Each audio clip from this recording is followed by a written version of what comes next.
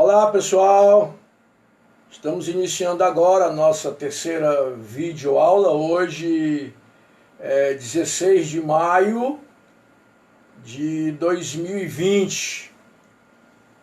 Que a paz do Senhor Jesus Cristo esteja no coração de cada um de vocês. Como nós informamos na nossa segunda videoaula, que foi a aula passada, hoje na nossa terceira videoaula, nós vamos estar encerrando, eu até usei a expressão matando, vamos estar matando o assunto, o pregador. No nosso curso de noções básicas de pregação e oratória, nós dividimos esse curso em duas partes. Primeiro, o pregador e segundo, o sermão, a mensagem, a pregação.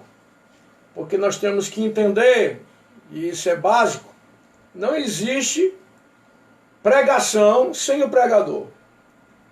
A comunicação não tem valor se não tiver quem comunique. Por isso a importância da gente falar a respeito da conduta, a respeito das atitudes, a respeito da chamada, a respeito da espiritualidade da pessoa que Deus chamou para exercer o ministério da pregação. E na primeira videoaula, na segunda videoaula e nessa terceira videoaula, nós vamos estar falando, encerrando hoje, sobre essas coisas relacionadas, que tem tudo a ver com o bom andamento da prática do ministério da pregação, ok? Mas antes da gente começar, eu sempre gosto de ler a Bíblia e fazer uma oração antes de começar qualquer coisa que eu faça, ok?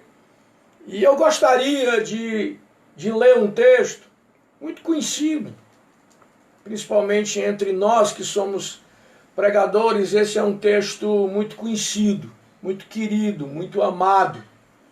É o texto de Romanos, capítulo 1, Paulo escrevendo aos Romanos, no capítulo 1, verso de número 16. Paulo diz, a palavra do Senhor nos fala: porque não me envergonho do evangelho de Cristo, pois é o poder de Deus para a salvação de todo aquele que crê, primeiro do judeu e também do grego. Então é esse o evangelho que nós fomos incumbidos de anunciar. Um evangelho que, acima de tudo, é o poder de Deus para a salvação daqueles que acreditam. Ok? Então, fiados nessa palavra, exerçamos o nosso ministério como pregadores, como anunciadores desse evangelho, da melhor forma possível. Não apenas tendo um esboço, uma mensagem sempre preparada, mas também com a nossa vida, com a nossa conduta sempre no altar. Uma conduta, uma vida sempre limpa, sem ofensa, nem diante de Deus, nem diante dos homens. Ok? Então, dito isso, façamos agora uma oração. Senhor Deus, muito obrigado, porque Tu confiou a nós essa tarefa. Muito obrigado, Senhor, porque Tu nos escolheu para anunciarmos, para pregarmos, para dizermos a este mundo perdido que Jesus Cristo morreu, ressuscitou, está vivo, tem todo o poder nos céus e na terra, e todos aqueles que acreditam nisso podem ser salvos. Por isso, Senhor, te louvamos no início dessa terceira videoaula, pela oportunidade de podermos compartilhar com outras pessoas vocacionadas, com outras pessoas chamadas especificamente para essa tarefa, esse conhecimento. Transmitir essas dicas, repassar essas orientações. Muito obrigado, Senhor. E que a tua unção, que o teu Espírito se mova e nos faça, Senhor da glória, pregadores que anunciam de verdade que Jesus Cristo salva o mais vil pecador. Ó Senhor, é esse o meu desejo, é essa a minha oração, em nome de Jesus Cristo. Amém, Senhor. Glória a Deus. Meus irmãos, para a gente concluir hoje a primeira parte do nosso curso, para a gente concluir essa primeira parte que fala a respeito do pregador, nós temos ainda no material que você recebeu 3 tópicos. O 8º é: o pregador está na obrigação de... 2 pontos. Vou repetir. O pregador está na obrigação de... 2 pontos. Aí eu coloco 10 coisas que são obrigações do pregador com relação aos seus ouvintes, com relação às pessoas para quem ele anuncia a palavra. Então esse é o 8º tópico. O 9º tópico é o que o pregador é segundo a Bíblia. Nós vamos já falar sobre isso.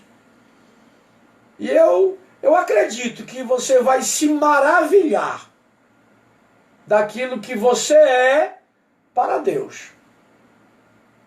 Daquilo que você é aos olhos daquele que te chamou para exercer essa tarefa tão gloriosa. E finalmente, como em tudo na vida, né, irmãos? Tudo que a gente faz, a gente pensa sempre numa recompensa. A gente pensa sempre num salário. Então qual é a recompensa? Qual é o salário do pregador? Aqui no 10º e último tópico sobre o pregador, nós vamos ver qual é a recompensa do pregador fiel. Agora tem que ser fiel. Então aqui está a recompensa do pregador fiel. Ok? Agora, no 8º tópico, o professor Adelziro Júnior, eu não vou fazer uma abordagem aqui na nossa videoaula. Por quê, professor? Porque eu vou deixar para vocês esta responsabilidade. Como assim? Já está elaborado, um questionário sobre essas 10 obrigações. Vou colocar ainda hoje, 16 de maio, sábado, no mais tardar amanhã, pela manhã, domingo, 17 de maio, esse questionário com 10 perguntas. Ah, professor, essa é a avaliação? Não se preocupe. Pode ser que seja, mas que não seja essa a sua preocupação. Agora, eu vou exigir, é exigência. Exigência minha, exigência do curso, exigência da FMB, que você responda esse questionário. E eu vou lhe passar lá no grupo o meio, a forma, o endereço eletrônico para você mandar esse questionário respondido. Ok? Então, quem vai fazer a abordagem, quem vai fazer o comentário desse 8º tópico sobre as obrigações do pregador é você. Ok? Então, para mim hoje, conversar com vocês, vai restar apenas o que o pregador é segundo a Bíblia e a recompensa do pregador. Ok? Então, eu espero, né, ter a sua atenção, espero que nós possamos ter uma videoaula muito esclarecedora, espero que a nossa terceira videoaula possa outra vez acrescentar mais coisas boas ao seu ministério de pregador, né? Porque a nossa intenção é essa, é corroborar, é colaborar, é acrescentar à sua vida os conhecimentos, pelo menos metódicos, técnicos, para que você possa depois, na prática, com a unção de Deus, colocar essas coisas em prática. E o nome de Jesus Cristo na sua vida ser glorificado através do santo ministério da pregação. Ok, queridos? Então vamos lá. Você já imaginou o que você é? E eu estou falando você que prega, você que é pregador. O que você é, você que é pregadora. Você já imaginou o que você é aos olhos de Deus? Quando Deus olha para você, claro, e aqui eu estou falando para aqueles que exercem o seu ministério de forma correta, pessoas que agem, né, na sua prática diária, na sua conduta de vida de forma íntegra, de forma limpa, que eu vou falar aqui, só pega para esse tipo de gente, para gente que tem esse tipo de caráter. É porque tem muita gente aí no púlpito, falando até muito bem, que dominam, né, o poder da oratória, são bons comunicadores, mas que na sua vida cotidiana, na sua vida diária, as práticas não são boas. As práticas não são boas. Talvez por isso mesmo, Jesus, né, falando, né, sobre alguns que não vão entrar no céu, e eles vão ser barrados, é mais ou menos assim, parafraseando a história, eles vão ser barrados, não vão poder entrar, né, no reino para participar das bodas, da festa, da eternidade, e eles vão reclamar, vão questionar, eles vão dizer assim: Senhor, mas em teu nome eu expulsei demônios, em teu nome eu curei doentes. Aí Jesus diz o que para eles? Apartai-vos de mim, porque eu não conheço vocês. Jesus não diz que eles não fizeram essas coisas. Eles, né, podem até ter feito, mas essas coisas não foram suficientes para fazerem eles conhecidos no céu. Atente para isso. Atente para isso. Uma vez os discípulos, Jesus havia enviado eles a pregar, eles foram, pregaram e voltaram com muita alegria, testemunhando, olha só, testemunhando: Senhor, nós fomos lá, pregamos, e os demônios se submeteram a nós, curamos doentes. E no meio daquela alegria, Jesus diz assim: olha, que a alegria de vocês não esteja pautada apenas nessas coisas.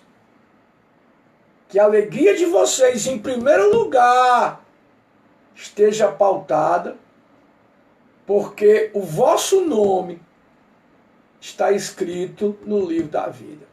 Ou seja, não adianta falar bonito, impressionar as multidões, manifestar milagres. A nossa alegria é saber que Deus olha para nós e nos conhece. Sabe quem nós somos. E Ele só vai nos conhecer se a nossa conduta de vida gerar esse conhecimento. A nossa alegria deve se basear nisso. Pregadores, pregadoras, não se iludam com a fama. Deus não nos chamou para sermos famosos. Deus não nos chamou para sermos animadores de auditório. Para isso tem Silvio Santos, Faustão, essa galera aí. Deus nos chamou para sermos profetas. Você é um profeta de Deus. Você é uma profetisa de Deus. Foi para isso que Deus te chamou. Ok? Então, eu até me empolguei, estava fora do script, mas receba aí esta palavra. Não se iluda com as luzes da fama. Pregador bom, não é aquele que tem a agenda cheia até 2050, não. Pregador bom para Deus é aquele que mantém firme a sua salvação, a sua comunhão, o seu contato com Deus. Ok? Então, pessoal, falando para esse tipo de pregador, o pregador fiel, que se conduz bem, que age corretamente na sua vida em família, compra e paga. O que é que nós somos quando Deus olha para nós? Olha só, primeira coisa que você é. A nossa terceira videoaula vai ser quase uma pregação, mas é uma aula para levantar o seu ânimo, para você não desistir da tarefa, para você ir em frente, para você não baixar a cabeça. Primeira coisa, quando Deus olha para nós que pregamos, nós que falamos a palavra de Deus, quando Deus olha para nós, sabe o que Ele vê? Ele vê embaixadores de Cristo aqui nesta terra. Olha só o que é que a Bíblia diz a nosso respeito em 2 Coríntios 5:20. De sorte que somos embaixadores por Cristo, como se Deus por nós vos exortasse. Rogamo-vos, pois, por Cristo, que vos reconcilieis com Deus. Então é isso que nós somos quando Deus olha para nós. O que é o embaixador? Deixa eu ler aqui para você o que é um embaixador.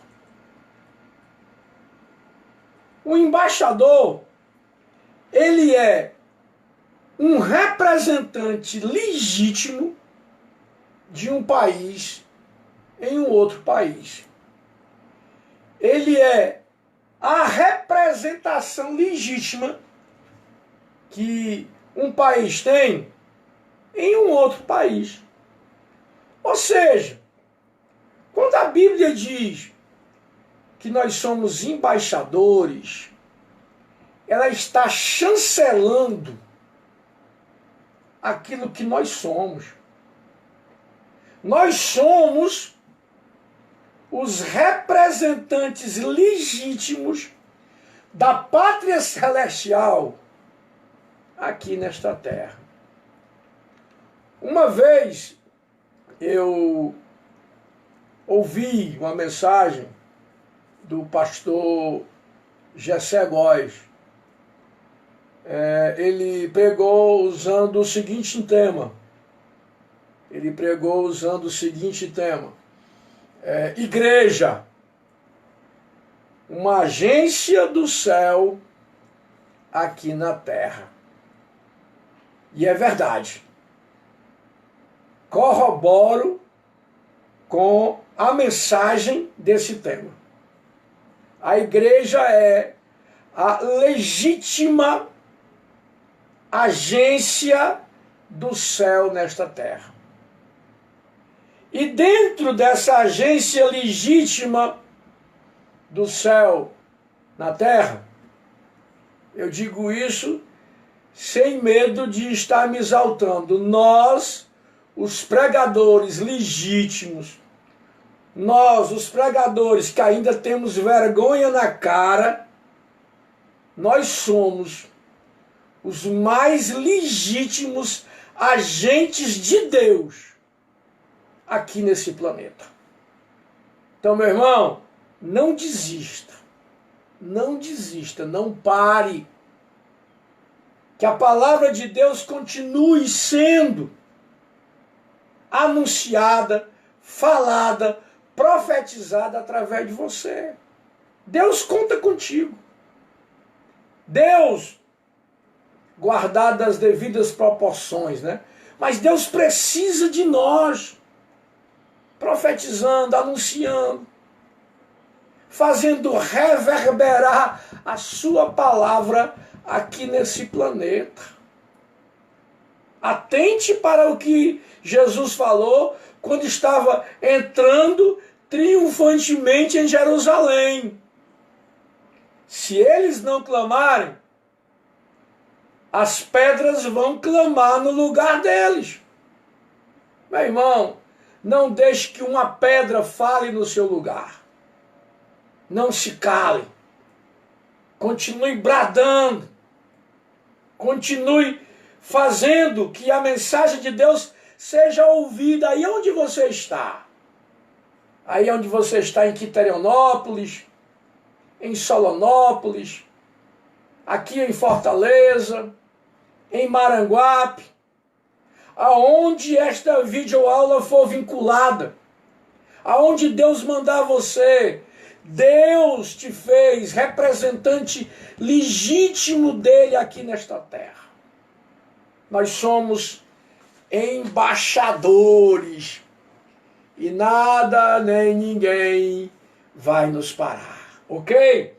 Uma outra coisa também, para você ficar mais animado ainda, para exercer a sua chamada, a sua vocação, o seu ministério, é que quando Deus olha para nós, sabe o que ele vê? Ele vê ministros. E nós somos ministros de Cristo. Olha só o que é que a Bíblia diz ao nosso respeito em 1 Coríntios 4:1. Está no material, mas deixa eu ler. Que os homens nos considerem, pois, como ministros de Cristo e despenseiros dos mistérios de Deus. Agora, o que é um ministro? Qual é a atividade? O ministro, ele é o auxiliar direto. Eu me emociono. Quando eu começo a ler a respeito daquilo que eu sou, eu me sinto muito privilegiado. Eu me sinto muito honrado por Deus. Porque sabe o que é um ministro? Sabe o que o ministro significa? Olha só, o ministro é um auxiliar direto do mandatário supremo de uma nação. Meu amigo, agora eu vou dizer meu amigo e minha amiga. Isso não é fraco, não. Nós somos ministros de Cristo. Agora, uma coisa eu queria chamar a sua atenção. Paulo diz assim, que os homens nos considerem assim. E como é que nós vamos fazer os homens nos considerarem assim, como tal, como ministros, entra o comportamento, entra a vida, entra o testemunho, entra o bom trabalho que nós realizamos. Nós estamos vendo aí, né, ministros se demitindo, sendo tirados. Mas o nosso ministério é diferente desse aí. O nosso ministério é celestial. O mandatário supremo que nós representamos, ele é justo. Ele não age politicamente. Ele não escolhe por aparência. Se você tem, nós vivemos muito, né, hoje, nessa coisa do vale pelo que tem. Para Deus não. Para Deus vale pelo que é.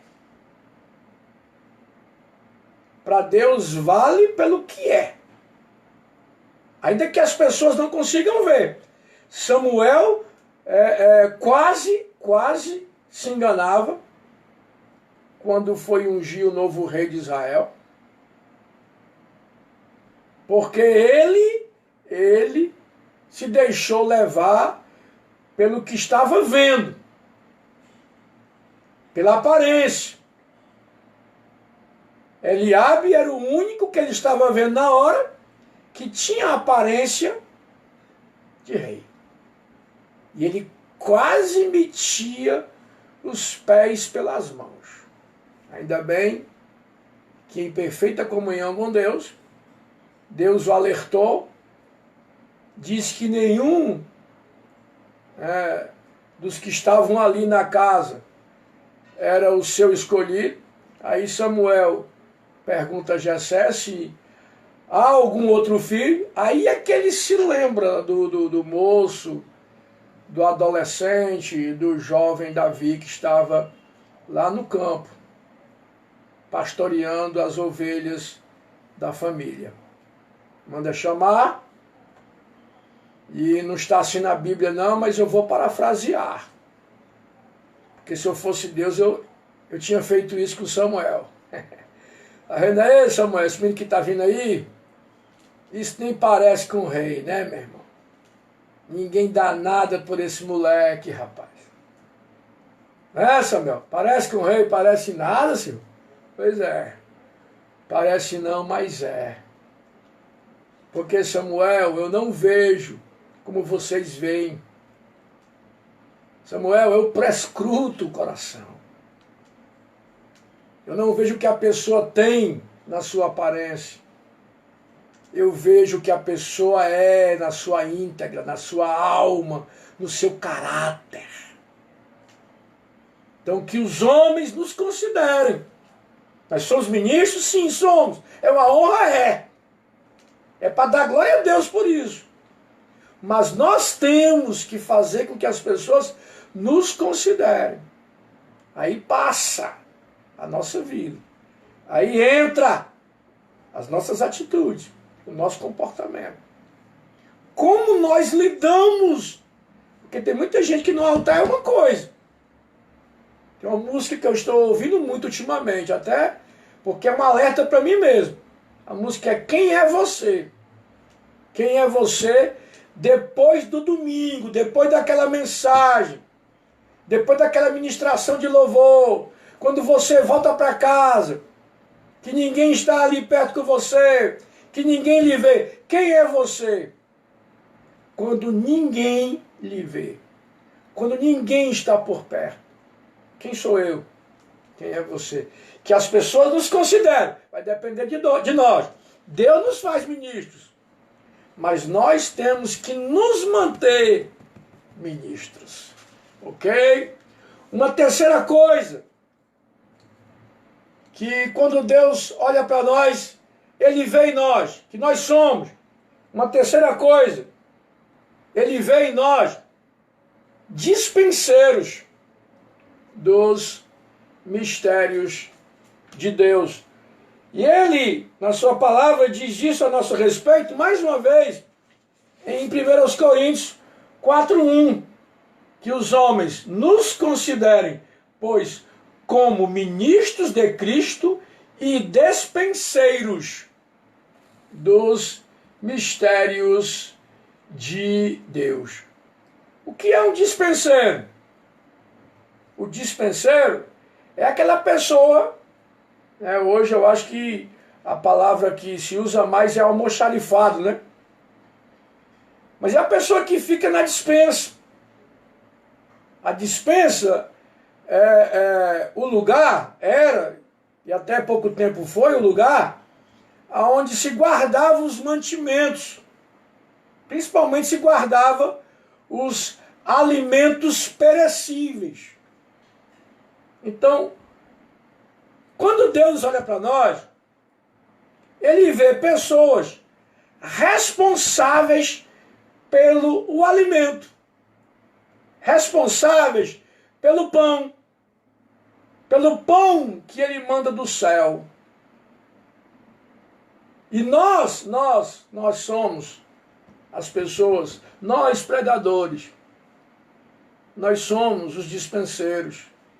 E aqui eu quero chamar a sua atenção para que você se preocupe em sempre ter um pãozinho quente para dar ao povo.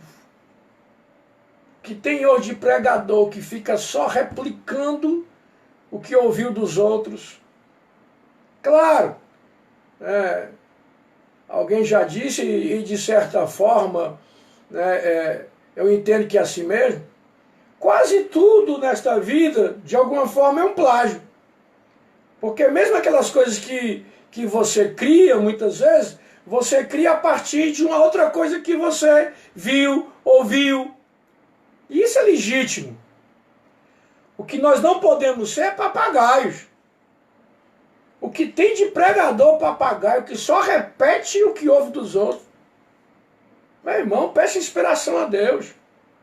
Minha irmã, peça inspiração a Deus. Peça que Deus mande um pãozinho quente lá do forno celestial.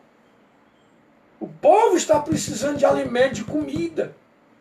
Uma vez eu ouvi um irmão, já desses antigos, né? Falando sobre uma mensagem que ele tinha ouvido de um pastor, mais antigo que ele ainda, que esse pastor sempre passava numa certa estradinha, né?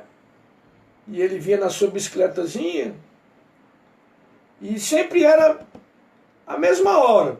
Não era todo dia não, mas era quase todo dia e sempre na mesma hora.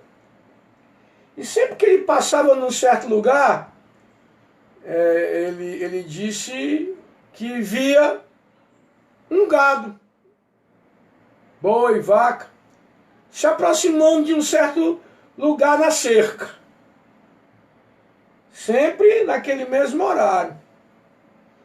E ele, depois de algum tempo, ficou intrigado, porque sempre naquele horário, quando ele passava, o gado estava se juntando ali. Ele não via ninguém tangendo o gado, mas o gado estava ali,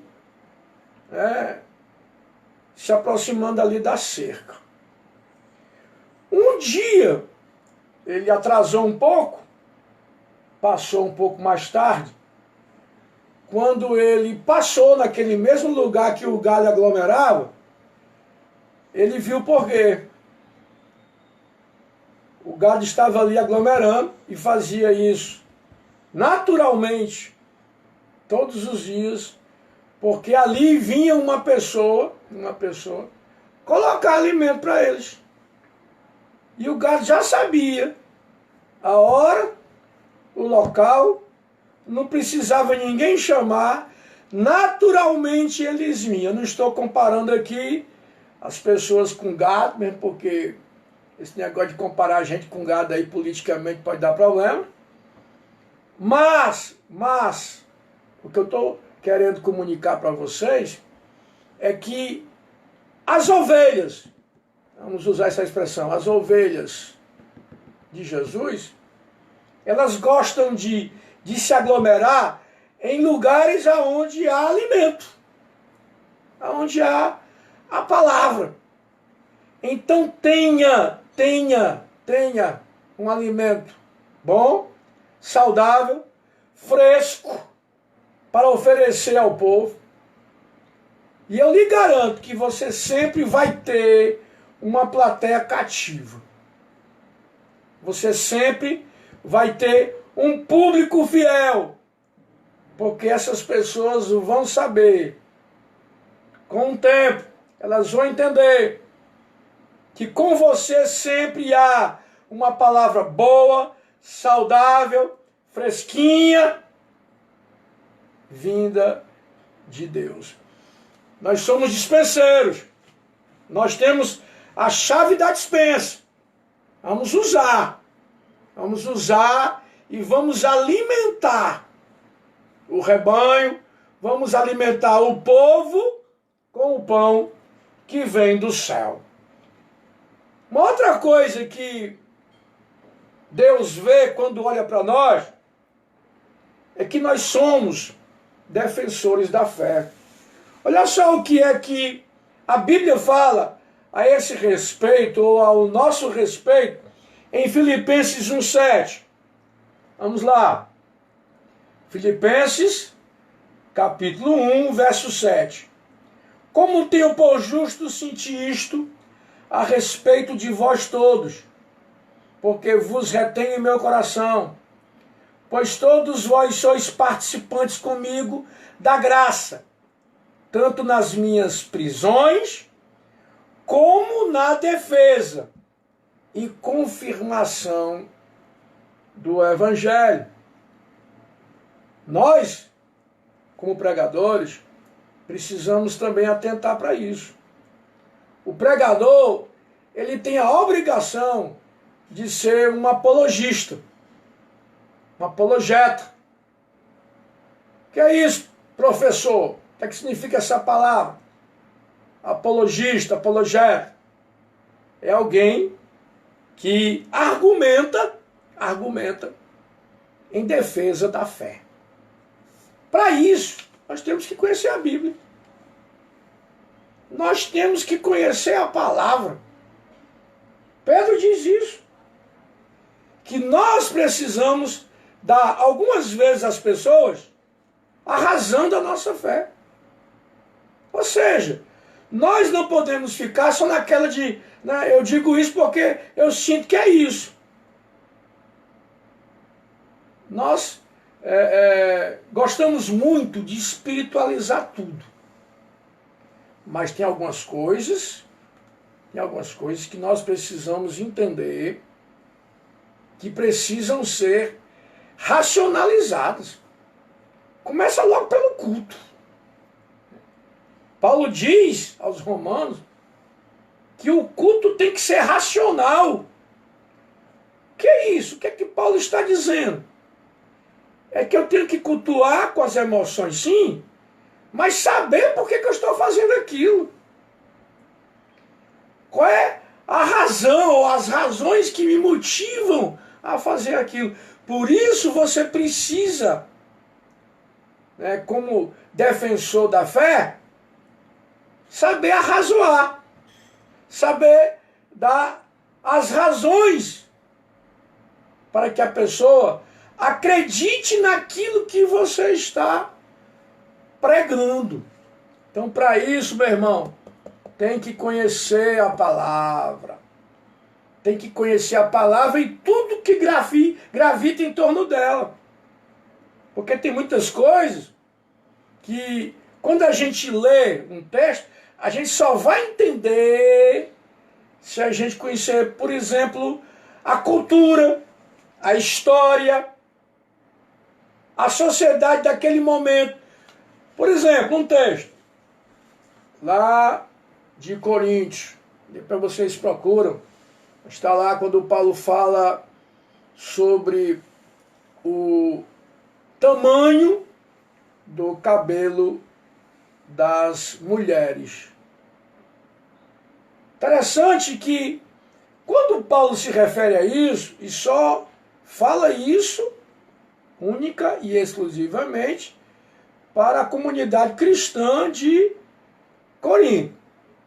Por aí a gente já começa a deduzir que essa coisa do tamanho do cabelo das mulheres não é uma coisa assim tão importante.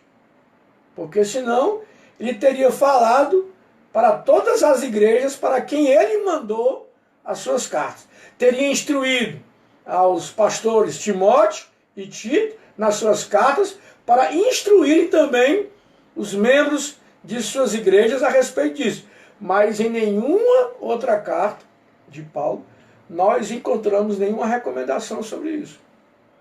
Por que que ele fala isso para a igreja de Corinto? Porque lá em Corinto tinha um templo, o templo da deusa Afrodite, que para os efésios era Diana, que era a deusa da fertilidade. E era um templo, né, desses megatemplos. Era uma das maravilhas do mundo antigo. E naquele templo da deusa Afrodite, lá em Corinto, haviam mil sacerdotisas que eram conhecidas como prostitutas cultuais. Porque, como Afrodite era a deusa do sexo, então cultuar as oferendas, né, a essa deusa também passavam, né, pela prática do sexo. Então aquelas mulheres estavam ali para isso. E todas elas, como eram 1000, para serem reconhecidas, identificadas na cidade como sacerdotisas, elas cortavam o cabelo do mesmo jeito. O cabelo era bem rentezinho. O cabelo delas era cortado bem curtinho. Quando Paulo diz às mulheres de Corinto que não tem o cabelo pequeno, cortado bem curtinho, como as sacerdotisas, as prostitutas cultuais, o que Paulo está dizendo não é simplesmente que as mulheres não cortem o cabelo. É isso também, mas a mensagem vai além disso. Paulo está dizendo o seguinte, quando ele exorta as mulheres cristãs de Corinto a não terem o cabelo cortado, é que elas não podem jamais entender que esse tipo de gente pode ser referencial de vida para a igreja. A mensagem é muito maior, é muito mais ampla, mas infelizmente nós reduzimos apenas a ter o cabelo grande ou pequeno. O que Paulo está querendo dizer, ó, não queiram parecer com prostitutas. Vocês são crentes. Vocês são mulheres de Deus. Vocês são lavadas no sangue de Jesus. Como é que uma serva de Deus vai querer parecer com uma prostituta endemoniada que presta culto a uma deusa pagã? Entendeu? Agora, para a gente saber isso, a gente lê a Bíblia. Mas algumas coisas que a gente não consegue entender só lendo, nós temos que ir para o estudo periférico. A exegese, as teologias. Nós precisamos aprofundar o conhecimento. Para quê? Para defender a nossa fé. Porque muitas vezes a nossa fé é agredida, é colocada em xeque. E infelizmente hoje nós temos uma geração que não sabe defender aquilo que crê. Sabe dizer que crê, mas não sabe defender, não sabe explicar, não sabe arrazoar por que crê. Então, o pregador é defensor da fé. Agora, para defender essa fé, ele precisa conhecer a palavra que ele prega nas suas nuances, nos seus mínimos detalhes.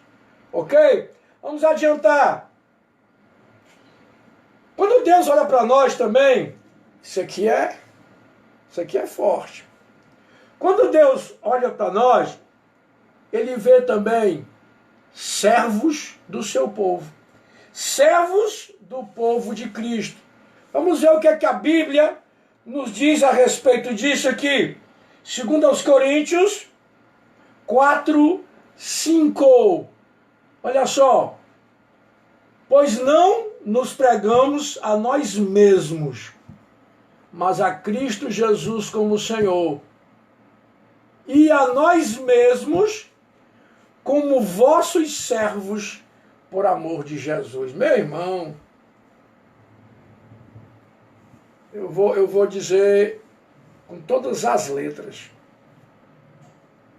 Nós vivemos numa geração em que as pessoas elas não conseguem lidar com o mundo chama de fama. Eu vou chamar aqui, em primeira instância, de reconhecimento. Quando alguém começa a ser reconhecido, né, pela maioria, pela plateia, pelo povo, como um bom pregador, como um homem que prega mesmo e Deus opera, a nossa geração não tem sabido lidar com esse reconhecimento. Aí a fama, agora eu vou usar a palavra mundana, a fama sobe para a cabeça. Aí tem uns pregadores por aí, meu irmão, tem uns pregadores por aí, meu irmão, que eu espero que não seja você, que mal pisa no chão. Pessoas, né, que a gente pensa que são mais importantes do que Jesus. Porque para a gente falar com Jesus, a gente se ajoelha. Ajoelha ali, na hora que começa a falar, está na presença dele. Para falar com esses homens, com essas mulheres, meu irmão, tem empresário, tem secretário. É uma série de intermediadores. São pessoas inalcançáveis. Meu Deus do céu. Paulo que é Paulo, meu amigo. Olha, Paulo que é Paulo. Apesar de em alguns momentos demonstrar uma certa arrogância, e eu até entendo a arrogância de Paulo como uma forma que ele tinha uma forma legítima de defender a sua posição no reino de Deus, porque Paulo, dentro do reino de Deus, no momento, na igreja, ele era uma voz questionada pelas principais lideranças. Porque Paulo pregava aos gentios. E os principais líderes da igreja na época eram judeus que tinham uma visão que precisavam judaizar o cristianismo. E Paulo, não. Judaizar o cristianismo jamais. Então Paulo era uma voz dentro da igreja naquele momento questionada. E ele precisava, às vezes com arrogância, falar, dizer o que ele era, o que ele fazia, falar da sua própria espiritualidade, fazer propaganda dele mesmo. Isso não é bom. Mas Paulo precisou fazer isso. Mas o próprio Paulo, que algumas vezes era arrogante, ele chega a dizer, ó, eu sou servo de vocês. O meu ministério, a minha vida, o que eu sou em Deus, né, é para isso. É para servi-los. Pregador, pregadora, baixa a bola. Nós somos servos do povo de Deus. Os pregadores aí, principalmente esses pregadores aí de rede social, né? Esses que fazem fama na rede social, são pregadores às vezes que não tem igreja, e dependendo também da quantidade de seguidores, aí eles abrem a igreja para eles, se tornam o senhor, né, deles mesmos. Então o pregador às vezes não tem igreja, são pregadores que não têm pastor, são pregadores que você não sabe de onde vem, nem para onde ele vai, é como o vento. O vento ninguém sabe de onde vem, nem para onde ele vai. Se bem que nessa passagem aí o vento é colocado até num bom sentido, porque logo em seguida Jesus diz que assim são todos aqueles que nasceram de novo. Né? Que nasceu de novo é como o vento. Mas eu falo no sentido pejorativo. Os pregadores que são como o vento, ninguém sabe de onde estão vindo, nem para onde estão indo. São pessoas que usam o ministério que tem para se locupletar, para encher os bolsos. E não foi para isso que Deus nos chamou. Não foi para isso que Deus colocou dentro do nosso coração essa chama. Deus nos chamou para servir o povo e não para sermos servidos pelo povo. Nós não somos senhores do povo. Nós não somos melhores nem maiores do que o povo. Todos nós. Pode ser que nós tenhamos recebido de Deus uma maior responsabilidade. Mas não somos nem maiores nem melhores. Porque na igreja, no reino de Deus, eu entendo assim, todos nós estamos nivelados lá no sopé do Monte Calvário, pelo sangue derramado na cruz. Nós somos apenas servos. Tem até uma música do Logos que é muito bonita. Nós somos apenas servos e nada mais. Vamos adiante. Estamos já chegando ao final da nossa terceira videoaula e também finalizando aqui o assunto pregador. E esse tópico aqui é para levantar a nossa moral, pessoal. Uma outra coisa que nós somos, segundo a ótica de Deus, é especialmente protegidos por Ele. Segundo aos Coríntios, deixa eu ver aqui, 1:10. 1:10. Portanto, já em nós mesmos, tínhamos a sentença de morte, para que não confiássemos em nós, mas em Deus, que ressuscita os mortos. Isso é o 9, é o verso 9. Agora o 10. O qual nos livrou de tão horrível morte, e livrará, em quem esperamos, que também ainda nos livrará. Veja bem, passado nos livrou, presente nos livra, futuro nos livrará. Então, somos especialmente protegidos por Ele. Especialmente. Há uma proteção divina sobre nós. Não que não estejamos sujeitos às coisas, às intempéries, às dores, às decepções, até mesmo às doenças. Não, estamos sujeitos sim. Mas a mão de Deus está sobre nós. E nada nos toca sem a permissão do Altíssimo. Veja a história de Jó.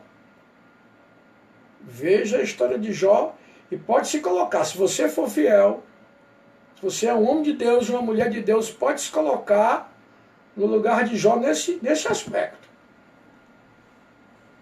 O diabo pôde tocar em tudo que Jó tinha, tudo que ele possuía. Deus deu apenas uma palavra a respeito de Jó, é que o diabo não podia tocar na vida dele.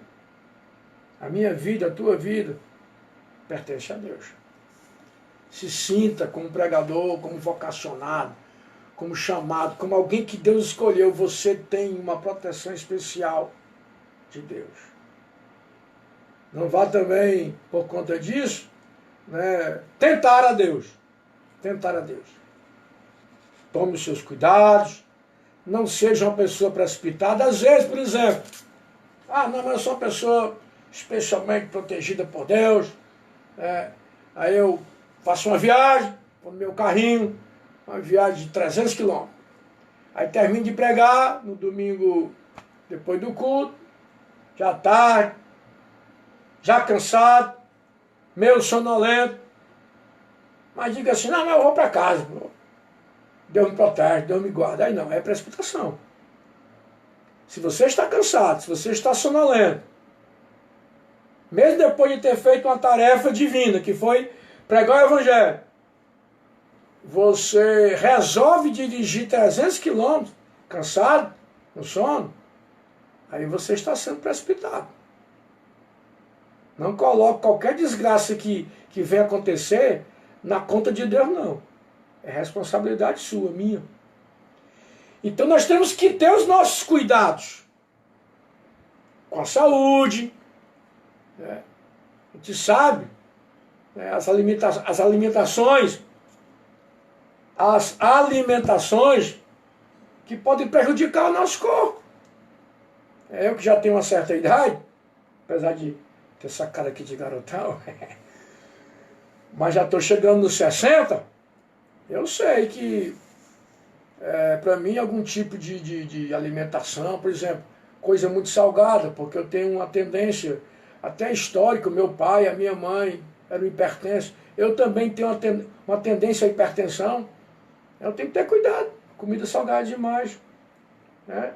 Então, nós somos protegidos por Deus, mas Deus nos deu isso aqui, ó, uma massa cinzenta, está aqui dentro aqui, chamada de cérebro, para a gente pensar, né, e poder fazer as coisas também, tomando as nossas iniciativas, de não sermos precipitados, né, de não agirmos de forma que possamos nós mesmos estar gerando para nós alguma tragédia, alguma desgraça. Agora, se eu fizer a minha parte, com certeza, a proteção de Deus é total, é especial sobre a minha e sobre a sua vida.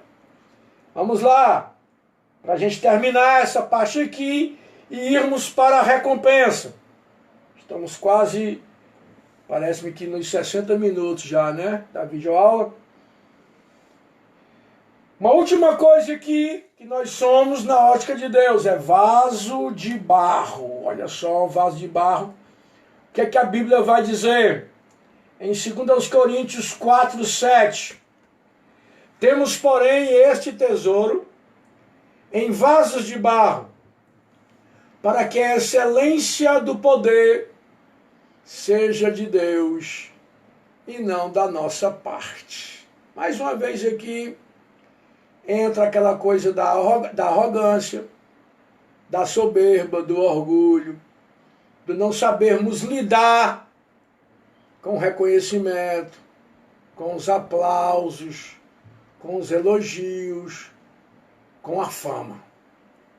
A Bíblia diz, lá em Provérbios, que a soberba, o orgulho, precede a queda. Interessante que o pai da teologia moderna, Agostinho, ele disse uma vez que o orgulho transformou um anjo de luz em príncipe das trevas.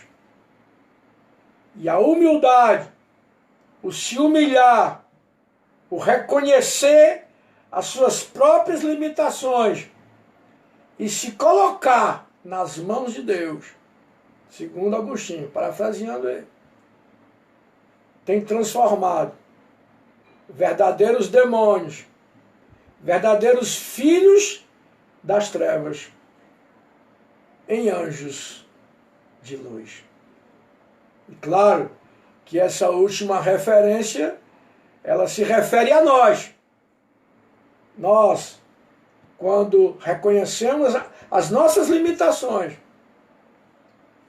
quando reconhecemos que precisamos de Deus para tudo e em tudo que somos e fazemos, com certeza, aqueles seres que eram filhos das trevas se transformam em anjos e luz.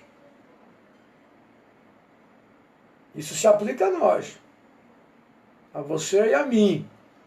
Se é que nós temos entendido essa mensagem.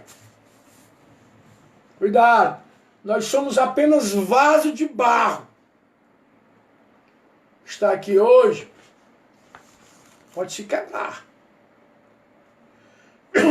O vaso, ele se quebra fácil.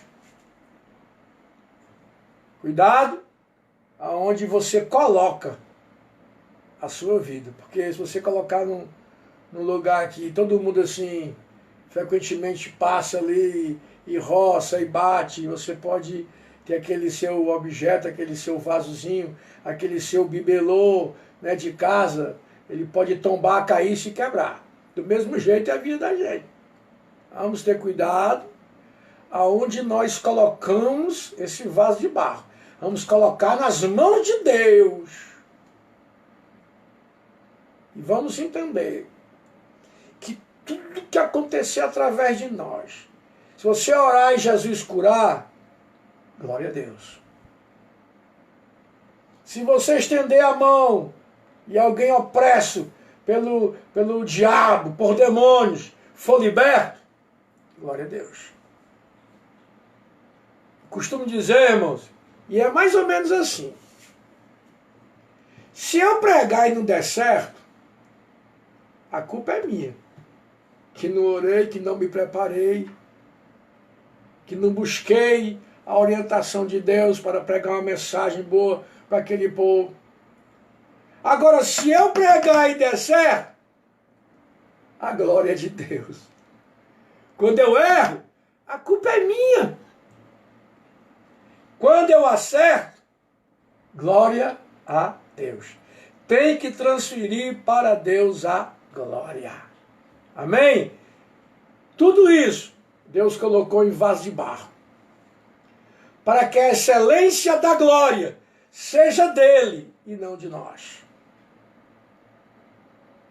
Pela excelência do teu ministério, pelo sucesso do teu ministério, por tudo de bom que você já fez, faz e ainda vai fazer, transfira para Deus toda a glória.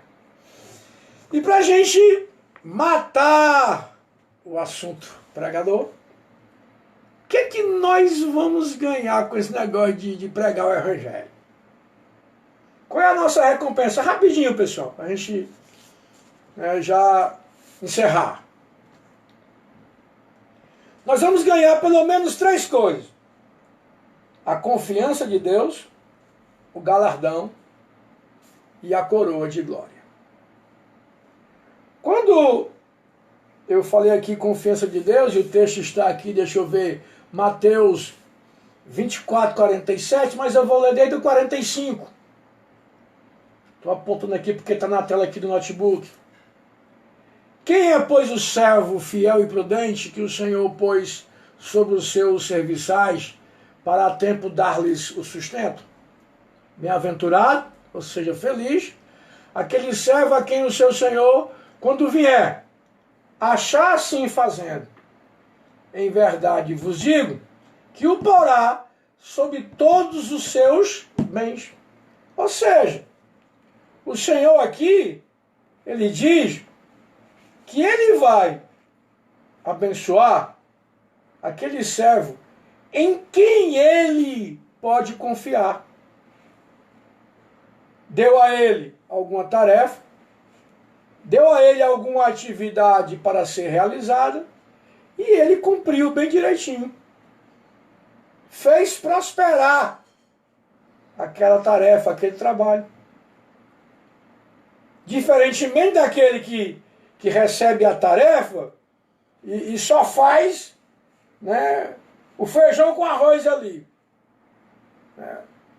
Se restringe a fazer só aquela coisinha ali, tem até com medo de errar. Não vou passar disso aqui não, porque eu posso errar, eu posso não fazer direito, e depois o meu Senhor vai cobrar de mim o meu erro. Queridos, deixa eu dizer uma coisa para você. Eu espero que você entenda o que eu vou dizer. Se você não entender, depois me procure. Eu prefiro errar tentando do que dizer que nunca errei, porque também nunca tentei fazer nada. Não sei se você conseguiu alcançar. E veja bem, o que eu estou afirmando aqui é dentro do contexto do que eu estou falando. Eu já errei algumas vezes pregando. Errei textos. Eu me lembro que uma vez eu estava pregando, falando sobre a necessidade da gente seguir a Jesus. Né? E eu queria comunicar dizendo que era muito bom a gente seguir as pisadas de Jesus. As pisadas. Mas eu passei a mensagem todinha dizendo pesadas. Pesadas. E aqui a gente entende pesadas como pontapé, né? Ficar levando chute. E o bom é que a mensagem foi gravada e depois eu fui ouvir. Meu querido, minha querida, pense no constrangimento. Mas parar por quê? Deixar de fazer por quê? Porque eu errei? Nesse erro aqui eu não incorro mais. Nunca mais eu confundo pesada com pisada. Então nós precisamos arriscar. Vai lá. Pregue, fale. É preferível alguém que aqui e acolá pode ser que cometa um equívoco, mas porque ousou, porque tentou, do que você se orgulhar de nunca ter errado. Aí quando vão atrás de saber porque é que você nunca errou, descobrem que é porque você nunca fez nada. Então Deus precisa confiar em nós. Não é só a gente confiar em Deus não, hein, pessoal? Deus precisa confiar em nós. E quando é que Deus confia em nós? Quando Ele nos delega uma tarefa, uma função, um trabalho, e a gente realiza a contento, do jeito que Ele quer. E ainda vai, né, um pouquinho além. Não se limita somente a fazer aquilo que precisa ser feito. Inclusive Jesus disse, se você faz só aquilo que é para fazer, você é servo. Mas é servo inútil. Ô palavra dura. Servo inútil. Se você se limita a fazer só aquilo que é para ser feito, você é servo. Tranquilo, é servo. Pode ficar tranquilo aí. Você é servo. Mas é servo inútil. Vamos adiante, pessoal. Uma outra coisa também que está na recompensa do pregador, que é o galardão. Olha só. 1 Coríntios 3,14. Se permanecer a obra que alguém sobre ele edificou, esse receberá galardão. Oh, rapaz, mais uma vez entra a vida. Mais uma vez entra o testemunho. E aqui entra de forma definitiva. Porque tudo que nós fazemos só vai ter peso de glória se nós formos perseverantes até o fim. Se permanecer a obra que alguém sobre ele, Jesus, edificou, esse receberá recompensa. Há uma recompensa. Há um galardão. Ah, professor, como é que vai ser esse galardão? Eu já ouvi falar, eu já li, tem lá no Apocalipse, que nós vamos receber umas coroas. Como é que é essas coroas? Aí é para um outro momento, para um outro estudo, para um outro curso. Isso aí é escatologia. Se isso aí é literal, se é simbólico. Eu sei que literal é a recompensa. Como ela será? Que tipo de prêmio nós vamos ganhar? Isso aí eu vou esperar para quando chegar lá. Embora eu tenha algum entendimento, alguma noção, eu sou um ser pensante, eu penso, logo existo. Então eu sigo, né, numa linha de pensamento a respeito disso, que eu não vou compartilhar agora, porque senão a gente vai perder muito tempo, né? E esse também não é o assunto. Mas eu sei que se a gente perseverar naquilo que a gente faz até o final, nós seremos recompensados. E tem uma coisa, patrão é bom, viu? Pensa num patrão bom. Salário aqui já, em vida, é o necessário. E quando chegar lá, o FGTS, né?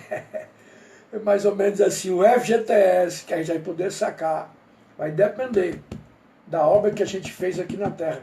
E se a gente for fiel, se a gente permanecer nessa obra que a gente está realizando.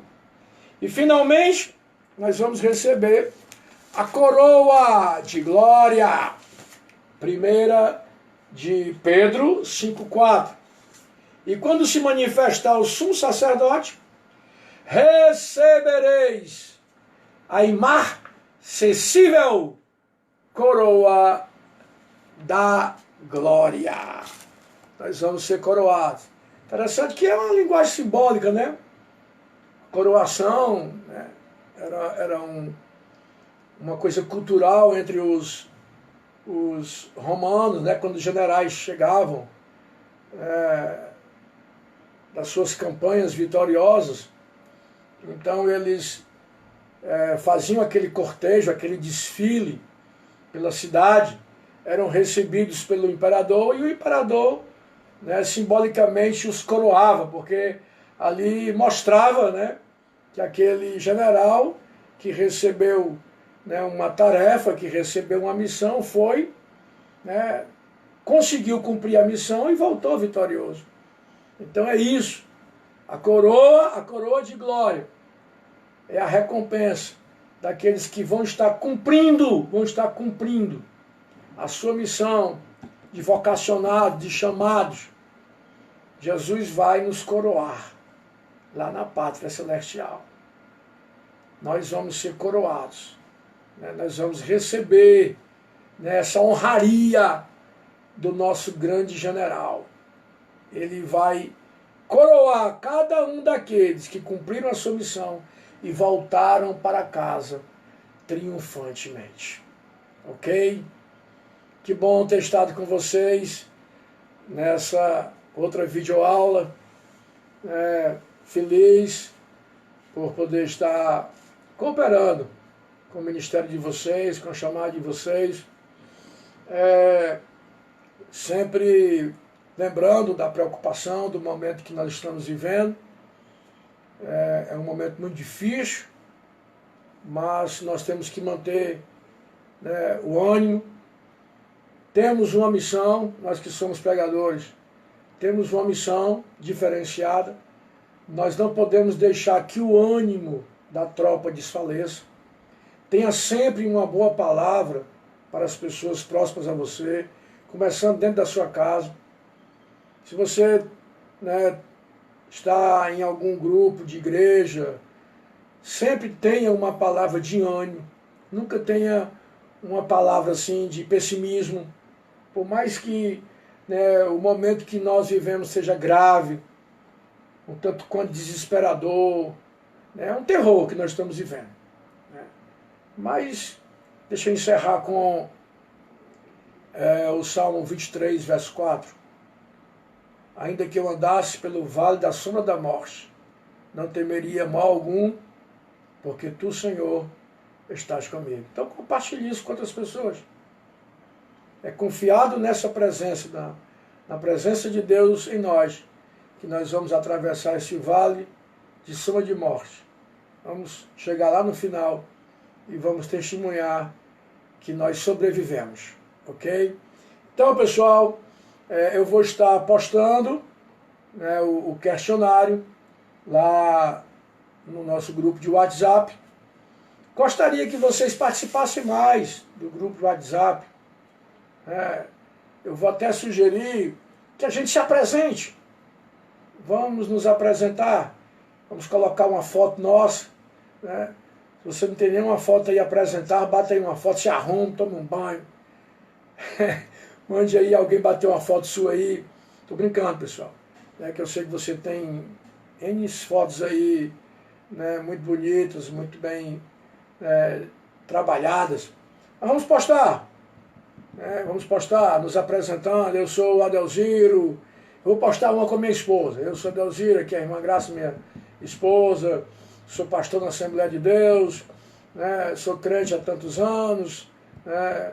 E é um prazer estar aqui com vocês. Eu vou fazer isso, vou tomar iniciativa lá, ainda hoje, se Deus quiser, para a gente poder se conhecer melhor, né? E o questionário é uma exigência, viu?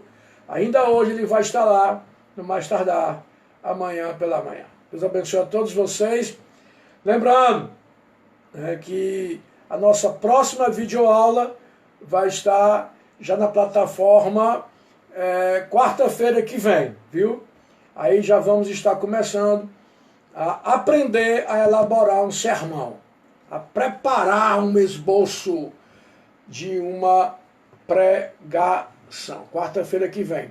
Não esquecendo também que o nosso curso ele é patrocinado, ele é gerenciado, ele é oferecido pela Faculdade do Maciço de Baturité. A FMB, ela oferece vários cursos presenciais e oferece 3 cursos EAD, que é o ensino à distância. É o Teologia, o Administração e o Pedagogia. Se você se interessar, nos dê um feedback, nos procure, para ver preços, ver como é que faz para participar de um desses cursos, todos eles, pessoal, com graduação reconhecida pelo MEC. É faculdade, não é seminário, não é curso livre. É faculdade do Maciço de Baturité. Se você se interessar, quiser saber mais, você nos dá um feedback aí, nos procura, fala com a gente e a gente te dá as informações que você precisar, ok? Um abraço, fica na paz do Senhor e mais uma vez, uma palavra de otimismo. Receba aí, nós vamos escapar desse vale de sombra de morte, em nome de Jesus. Amém.